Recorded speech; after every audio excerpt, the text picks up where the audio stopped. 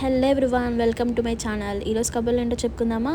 ఈ సెటప్ చూస్తే మీకు ఆల్మోస్ట్ అర్థమై ఉంటుంది, ఎందుకంటే మనకి వినాయక చవితి వచ్చేస్తుంది కదా, మరి సెలబ్రేషన్ స్టార్ట్ చేయాలిగా.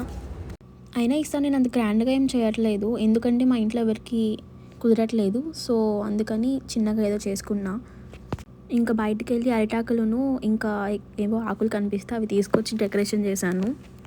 ఇంకా ప్రసాదాలు ఏమో చక్కెర పొంగలి, పులిహార, ఇంకా పరమాన్నం చేశాను. ఇంక 3 రకాలు చేశాను. అయ్యో మర్చిపోయాను, గారెల పిండి కలిపి పెట్టాను కదా. అయ్యో గారెలు వేద్దాం అనుకున్నా, మర్చిపోయాను. సరేలే, మళ్ళీ ఎప్పుడైనా దేవుడికి పెట్టి మనం తిందాం. వినాయకుడి పూజ కదా, అందుకని ల్యాప్టాప్లు బుక్స్ అన్నీ తీసుకొచ్చి వినాయకుడి దగ్గర పెట్టాము. అసలు విషయం చెప్పడం మర్చిపోయాను. అందరికీ వినాయక చతుర్థి శుభాకాంక్షలు. హ్యాపీ వినాయక చవితి. ఇంకా నా వీడియోస్ చూస్తున్న వాళ్ళు, వాళ్ళ ఫ్యామిలీ మెంబర్స్, వాళ్ళ ఫ్రెండ్స్ అందరూ హ్యాపీగా ఉండాలని కోరుకుంటున్నా. వీడియో చూస్తున్న వాళ్ళే కాదు, చూడని వాళ్ళు కూడా. అండ్ నేను కూడా హ్యాపీగా ఉండాలని మీరు కూడా కోరుకోండి, సరేనా? అయినా నేను అలా ఉండాలంటే ఫస్ట్ మీరు నా ఛానల్ సబ్స్క్రైబ్ చేయాలి కదా, ఇంకా లైక్ చేయాలి, ఇంకా మీ ఫ్రెండ్స్కి, ఫ్యామిలీకి అందరికీ షేర్ చేయాలి కదా. చాలామంది చూస్తున్నారు కానీ సబ్స్క్రైబ్ చేసుకోవట్లేదు, లైక్ చేయట్లేదు, షేర్ చేయట్లేదు. మరి మీరు ఇవన్నీ చేస్తే నేను చాలా హ్యాపీగా ఉంటాను కదా, చేసేయండి. మీకు నా వీడియోస్ నచ్చితే కామెంట్ కూడా చేయండి. మీకు నచ్చినాయో లేదో నాకు ఎలా తెలుస్తుంది, మరి కామెంట్ చేయాలి కదా. అయినా మీరు కామెంట్ చేస్తేనే కదా నాకు ఎంకరేజ్మెంట్గా ఉండి నేను ఇంకా బాగా చేస్తాను వీడియోస్. సో అదన్నమాట సంగతి. ఇంకా పూజలోకి వెళ్ళిపోదామా. యాక్చువల్లీ నేను వినాయకుడిని పైన పెడదాం అనుకున్నా, కానీ ప్రసాదాలు పెట్టి వినాయకుడిని పెట్టి పూజ చేసేసరికి అక్కడ స్పేస్ ఉండదు కదా అని చెప్పి కింద పెట్టాను. అసలు వినాయకుడు ఎక్కడి నుంచి వచ్చారో చెప్పలేదు కదా. ఈరోజు మా రూమే చాలా ఇంట్రెస్ట్తో కిందకు వచ్చి వినాయకుడిని తయారు చేసింది. నేను అదేంటి గోధుమ పిండి కలిపించాను, సో అది కలిపిస్తే తను చేసింది. సో ఇంకా యూట్యూబ్లో పూజారి గారు చేస్తారు కదా, అవి పెట్టుకొని పూజ మొత్తం చేశాను అనమాట. పూజకు కావాల్సినవి మనకు దొరకవు, సో ఉన్న వాటితోనే ఏదో చేశాను అలా. నా పూజ మొత్తం ఎవరు మిస్ కాకుండా చూడండి, సరేనా? ఈ సంవత్సరం వినాయక చవితి 2 days ఉందని విన్నాను, అంటే ఫ్రైడే నుంచి సాటర్డే వరకు ఉందని విన్నాను. నాకు ఫ్రైడే కుదురుతుంది, సాటర్డే ఇంకా అసలు కుదరదు, అందుకని నేను ఇంకా ఫ్రైడేనే చేసుకున్నా. శ్రీ మహాగణాధిపతయే నమః.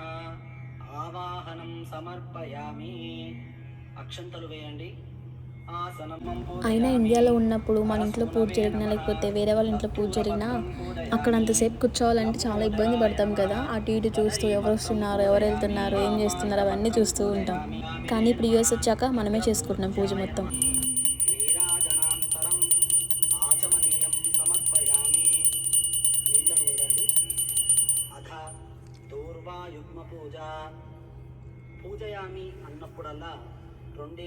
అందరూ హారతి తీసుకున్నారా? పంతులు గారు మా ఇంట్లో లేనివి చెప్పినప్పుడల్లా నేను అక్షింతలే వేసేదాన్ని.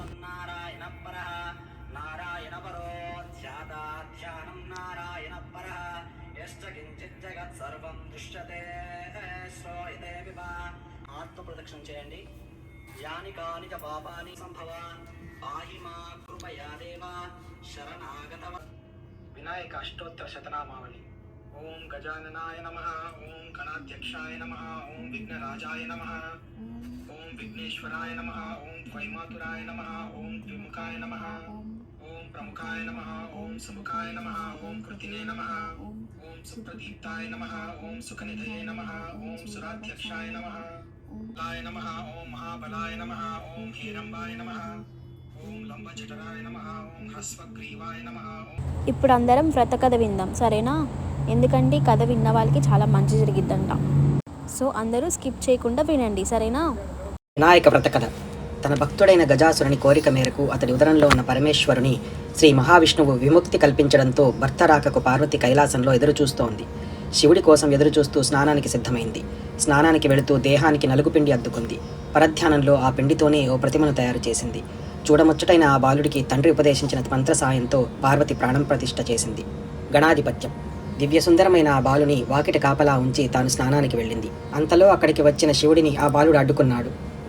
ఆగ్రహావేశాలకు లోనైన రుద్రుడు ఆ బాలుడి శిరస్సును తన త్రిశూలంతో ఖండించాడు. ఆ శబ్దానికి బయటికి వచ్చిన పార్వతీదేవి జరిగిన ఘోరం చూసి కన్నీళ్లు పెట్టుకుంది. దీంతో శివుడు గజముఖుడి శిరస్సును తెప్పించి ఆ బాలుడికి అతికించి ప్రాణం పోసి గజాననుడు అనే నామకరణం చేశాడు. సర్వ విఘ్నాలకు ఒక అధిపతిని నియమించమని దేవతలు, మునులు, మానవులు పరమశివుని కోరుతారు. ఆ విషయంలో గణపతి, కుమారస్వామి ఎవరిని నియమించాలని ఆలోచించిన పరమేశ్వరుడు ముల్లోకాలలోని పవిత్ర నదులన్నింటిలోనూ స్నానం చేసి ఎవరు ముందుగా తన వద్దకు వస్తారో వారికే ఆ ఆధిపత్యం లభిస్తుందని చెబుతాడు. దీంతో కుమారస్వామి తన నెమలి వాహనంపై రువ్వున ఎగిరిపోగా వినాయకుడు మాత్రం తన ఎలుక వాహనంతో ముందుకు కదలలేడు. దీంతో నారాయణ మంత్రం జపిస్తూ తల్లిదండ్రుల చుట్టూ ప్రదక్షిణ చేస్తాడు. ఆ మంత్ర ప్రభావంతో ప్రతి తీర్థంలోనూ కుమారస్వామి కంటే ముందు వినాయకుడు ప్రత్యక్షమవుతాడు. ఆ విధంగా 3 కోట్ల నదుల్లో వినాయకుడే ముందుగా స్నానమాచరించడం చూసిన కుమారస్వామి కైలాసానికి వెళ్ళి మహిమాన్వితుడైన అన్నగారికే ఆధిపత్యం ఇవ్వమని తండ్రిని కోరుతాడు. ఆ విధంగా వినాయకుడు విఘ్నాలకు అధిపతి అవుతాడు. గణేశుడి శక్తి సామర్థ్యాలను పరిశీలించి భాద్రపద శుద్ధ చవితి నాడు గణాధిపత్యం కట్టబెట్టాడు. ఆ రోజున తనకు భక్తితో సమర్పించిన ఉండ్రాళ్ళు, కుడుములు, పిండి వంటలు, పండ్లను సుష్టిగా తిన్న వినాయకుడు నడవడానికి ఇబ్బంది పడుతూ కైలాసం చేరుకున్నాడు. ఈ విషయమును విస్మరించిన చంద్రుడు వినాయకుని వింత రూపమునకు విరగబడి నవ్వాడు. అందులకు పార్వతీదేవి చంద్రుణ్ణి చూసి శపించింది. అందువలన చంద్రుని యొక్క మాన్యత నశించింది.